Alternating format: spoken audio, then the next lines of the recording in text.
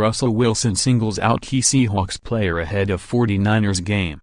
The 30-year-old quarterback had identified wide receiver Doug Baldwin as an important player for the Seahawks. Baldwin has suffered several injuries this season, which has limited his involvement to only 10 games. The two-time Pro Bowler only has 37 receptions for 388 yards and 2 touchdowns this year.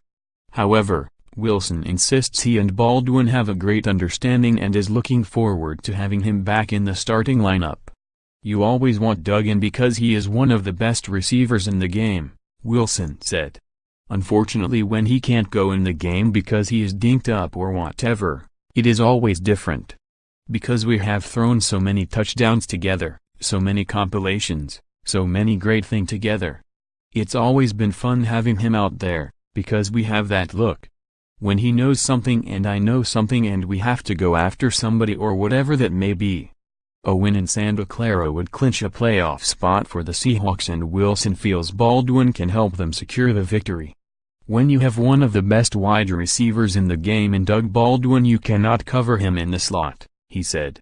"You want him to be out there as much as you can. I know he is working his tail off every day. There is nobody who works harder than he does. He'll practice through anything usually." Baldwin, who has been healthy for 5 years, feels this injury-plagued season was inevitable. "It's 100% injury rate in this league, and I was talking to some friends the other day about it in the league," Baldwin said. "It feels like every player who's fortunate enough to play a long time in the NFL has a year like this where they cannot knock the injury bug. It's just part of the game, part of the lifestyle."